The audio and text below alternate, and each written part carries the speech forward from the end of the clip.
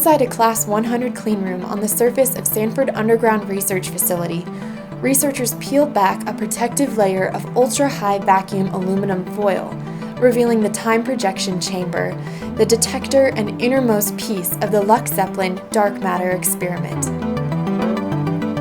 After 7 months and more than 30,000 hours of assembly, scientists unwrapped the completed detector, revealing a staggering 9-foot column of white reflective paneling.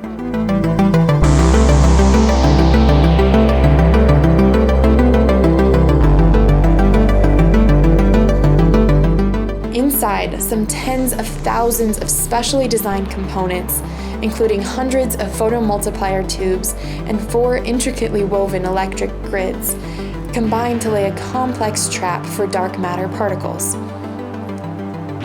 Because mere traces of dust or radon could contaminate this ultra-sensitive detector, researchers donned full-body clean suits, complete with hairnets and face masks, before taking final measurements and running decisive diagnostic tests.